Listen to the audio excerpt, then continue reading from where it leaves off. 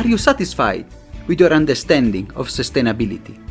If you are not, imagine a journey together, a pluralistic one, with academia, innovators, startups, NGOs, all looking for solutions to the greatest challenge of our time. My name is Samuele Tini, and this is the Sustainability Journey.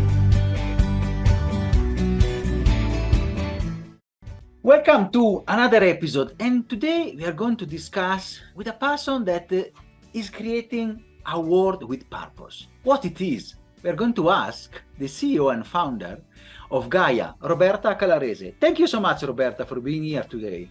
Thank you, Samuel. It's been a pleasure and an honor meeting you and actually being here talking about this incredible mission of building a world with purpose. I'm eager to know more, to understand what is about.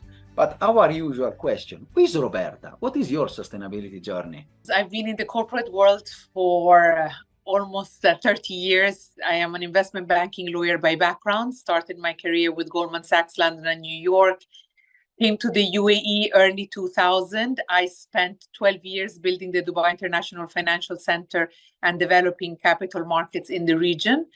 And 2 years ago, actually maybe just in COVID, as COVID happened, I decided to leave the corporate world to do something in service of humanity. And this really, I think, came as a very important decision after a long journey of introspection that started in 2018. And that's really where I decided to impact people and planet with my experience, my ability to inspire people and to drive change. Fantastic, Roberta. It's really a common trend that we have already seen with many people in our podcast, from corporate world, leading institution, going really to serve humanity and create a world with purpose. But you mentioned Dubai, and we all know that Dubai is supposed to host COP28 soon, and is undergoing a shift from the traditional fossil fuel oil economy towards becoming a sustainability leader. How do you see the potential for the region to emerge as a front runner in sustainability? So listen, first of all, the UAE, as we all know, has the world's 7th largest proven oil reserve and the 7th largest natural gas reserves. However, it has really been taking aggressive action to diversify the UAE energy mix and economy since 2006. In 2006, we had the establishment of Masdar City, which is really a bespoke city created, first of all, to be sustainable, but also to look at how to create clean energy. So I think we were pioneers again in this region on energy renewables. And we also host the world's largest solar farm called the S.1, and we also are home to one of the largest offshore wind farms called London Arrays. So these are really things that were created, many years ago, showing really, the pioneering capacity of the United Arab Emirates. We were also the first Middle Eastern country to join the Paris Agreement in December 2015. And very recently, we have just launched the UAE Net Zero by 2050 strategic initiative, which is deeply aligned with the goals of the Paris Agreement, and as well with the UAE development vision to create new knowledge along with green industry skills and jobs. So I think it's also very important to mention that in 2023, just this year, the UAE updated its national energy strategy, and it has included several goals which I think are worthy of mention. The first one is to create 50,000 new green jobs by 2030. The second one is to have triple renewable energy capacity to be increased to 14 gigawatt by 2030, to raise the percentage of clean energy in the total energy mix by 30% by 2031, and also, of course, as the name of the strategy says, to become carbon neutral by 2050. So I think these are deeply aggressive goals that we have set for ourselves, again, a testament to the visionary leadership that we have in the United Arab Emirates.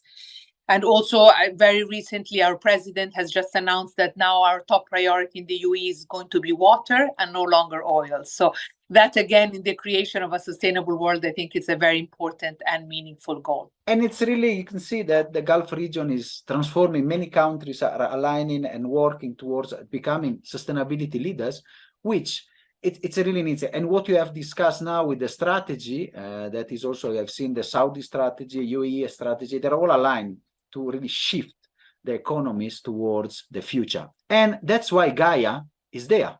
And you have founded and you are working in the UAE, and as I say, UAE to the world. But what is Ghaya? Can you explain to us what is your work? What are you doing there? And what are your objectives with your enterprise? So listen, Ghaya is a purpose to impact strategy consulting firm. We really work on two fundamental pillars. So we're a very niche consulting firm, and we focus, number one, on the inner journey of leaders. And this stems from my belief that you can never solve the problems of the world because they're only a manifestation of people's inner worlds.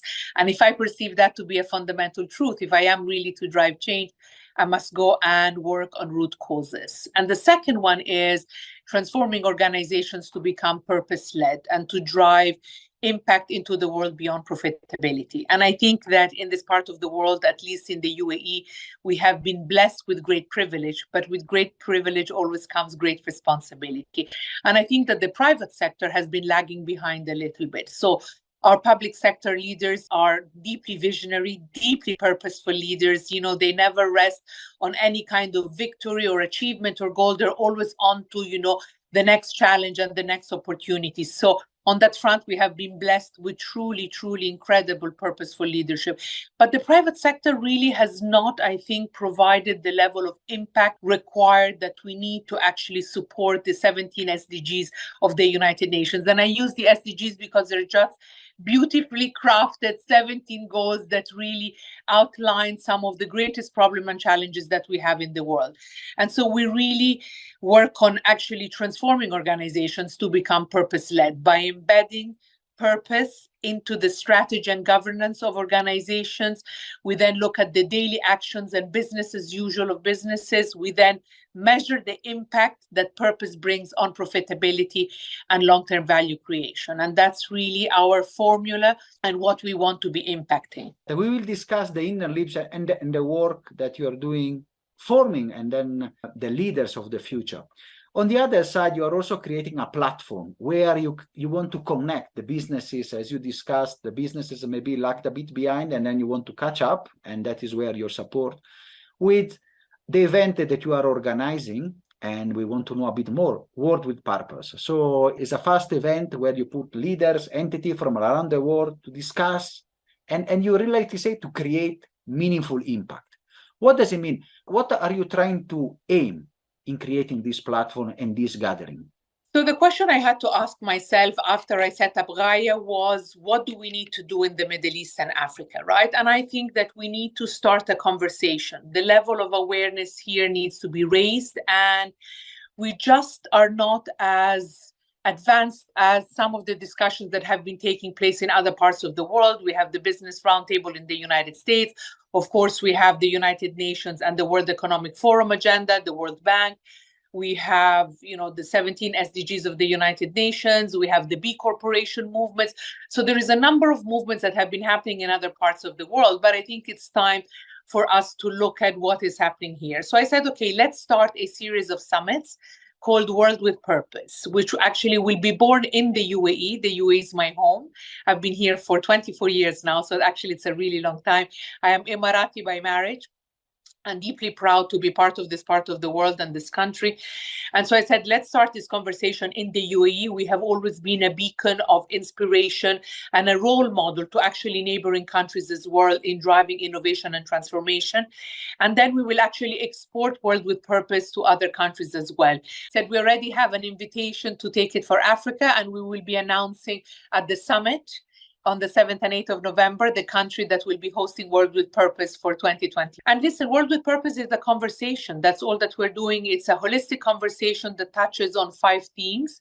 It's world economy, it's the inner journey of leaders, it's enterprise transformation, it is incredible stories of people who came from a place of purpose and drove impact into the world.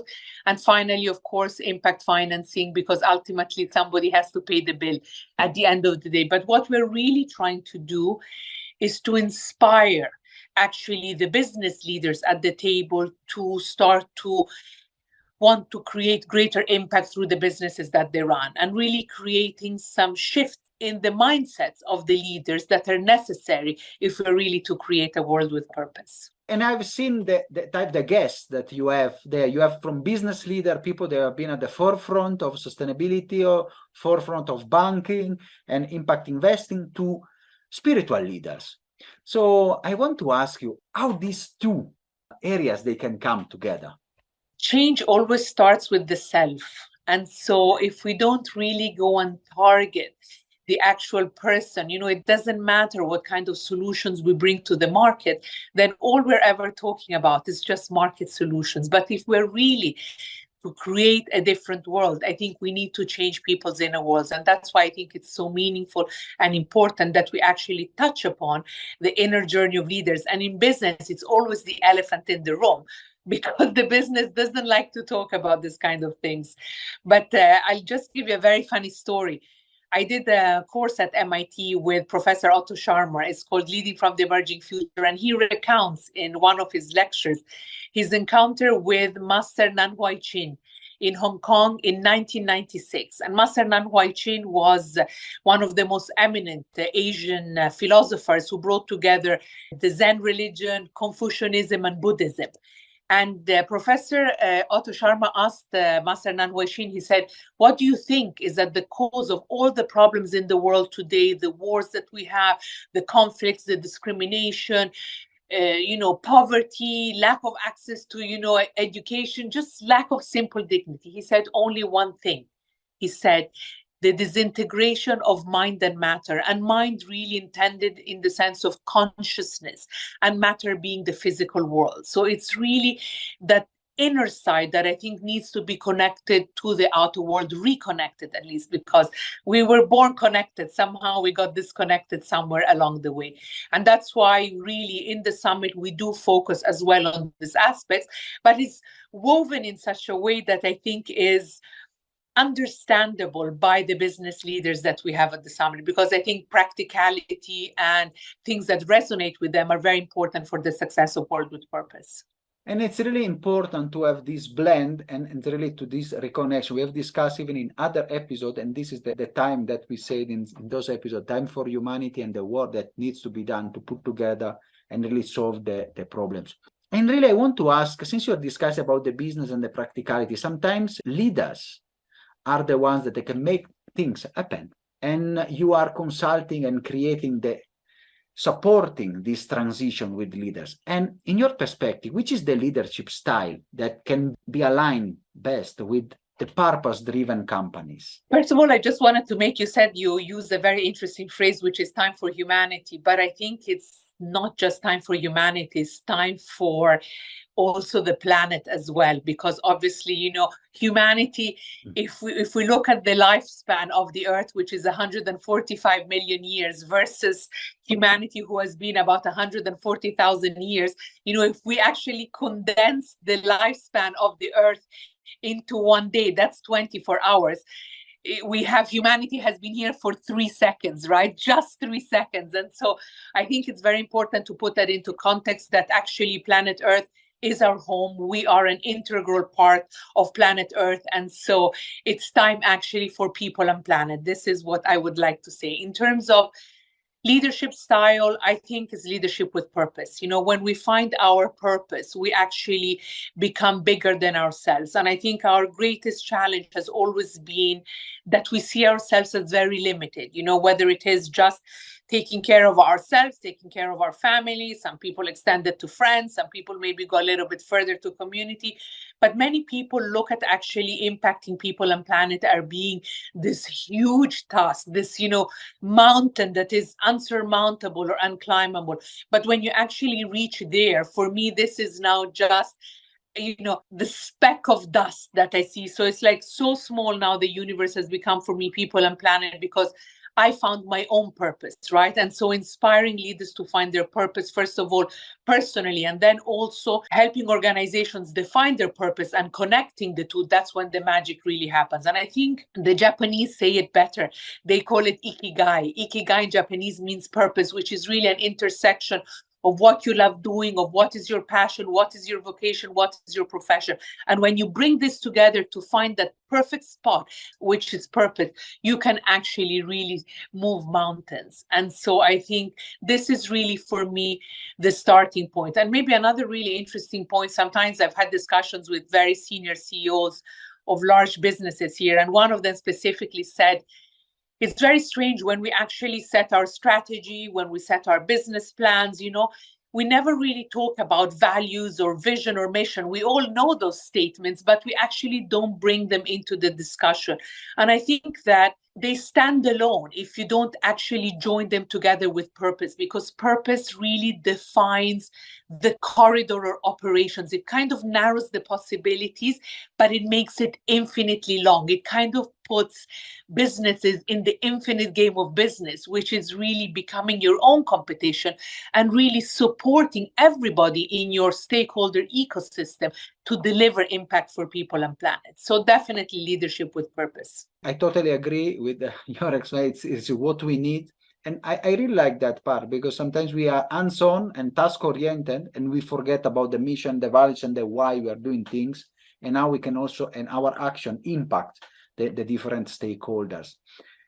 So you have mentioned a bit, already given us a glimpse into the future, saying that you are going to the continent of the future, the continent that will be growing 200 million people in the next less than 10 years. Can you share us some more? Where do you want to take World with Purpose, and which are the other projects that are in the pipeline, as we say? So World with Purpose is a conversation that will continue in time, right? Like we said, so it's really continuing to discuss about the importance of business to contribute to people and planet beyond profitability. There really needs to be a balancing out of economic growth with social and environmental progress. I think this is really very, very important. So World with Purpose will continue on this trajectory, really also supporting the UAE commitment to the UN SDGs. This is a very important commitment of our federal government. And the other thing that we would like to do is amplify the voices of our purposeful leaders in the UAE. So we are really actually humbled to continue or amplify the legacy of our own leaders. We also, maybe one thing to mention very importantly is who is going to come at World with Purpose. So you actually asked me the question, but we didn't address it. So it's actually a very small summit, our inaugural summit. It's only 300 leaders. We have public sector, private sector, but we also have invited youth leaders to be part of the equation, because I believe that we need to co-create the future together with the youth. And I think it's not that the old guard will walk out and the new guard will walk in. I think there will be a time when we will be collaborating together. And I think there is a lot of value in wisdom, knowledge, and experience, but there is a lot of value in enthusiasm and courage and an understanding of technology, which is way beyond, I think, our generations. So I think working together and starting to create those partnerships for change with the youth will also help them to navigate much better the level of disruption that they will face, the level of challenges and change that is awaiting a generation. And it is going to be much more, I think, complex than during our times. And for Ghaya, we said that, our mission is really to enable global prosperity, one purpose-led business at a time. Really, the journey is very long, because really there is very few purpose-led businesses. So, this is going to be our focus for the next 5 years. I truly believe that in the next 5 to 10 years, there will be a great shift in the world, that really sustainability will become what corporate governance was 20 years ago. Nobody knew about it. And now it's kind of standard practice. I think that sustainability will be the way of life. Fantastic, Roberta. And really looking forward to see the next year, and also the journey of Ghaya and your summit, World with Purpose, moving around the world and really supporting the transformational journey. And talking about transformational journey, many people listen to the podcast. We have business leaders, we have people still studying, people in academia, and also normal laymen like me and others. And one of the objectives of this podcast is really to connect change makers like you around the world to the people and spread their voice and their messages. So can you give us some practical advice and tips for companies, individuals we want to inspire to a more sustainable and purpose-driven way of life, an operational model, of course, for companies. So listen, for me, the starting point is purpose, is defining your purpose. And I know that we've said it before, but it's really the beginning of the journey, because when you define your purpose, you really define the reason why a company came into existence. Is the raison d'être, why do you exist and what problem are you here to solve? And I think it's very important that when we look at creating ecosystems, we spend a lot of time when we assist companies to define their purpose to also define the ecosystem of stakeholders, because that's where you really add value. It's never just about the story of a company or their goals. It's always about how do you fit into somebody else's deliverables, because then you're enabling them to actually deliver what they need to deliver.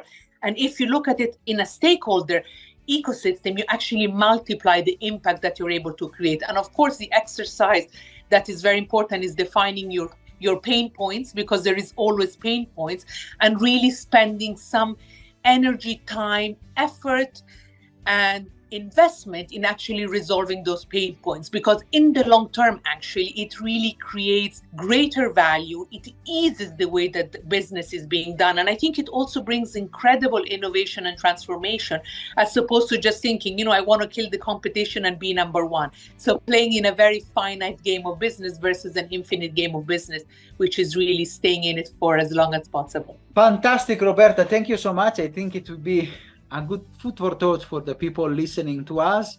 And I'm really looking forward also to see how your work with Ghaya and the work with purpose is going to be something that brings transformation and bringing together leader, youth group, and the future leaders together for a purpose of work. So I want to thank you so much for being here with us in the show. Thank you. Thank you, Samuel. And we look forward to actually having you at World with Purpose at the inaugural edition in Dubai. So I'll be very soon. Thank you, Samuel. Thank you. Are you satisfied after this wonderful episode? Let's continue together our sustainability journey.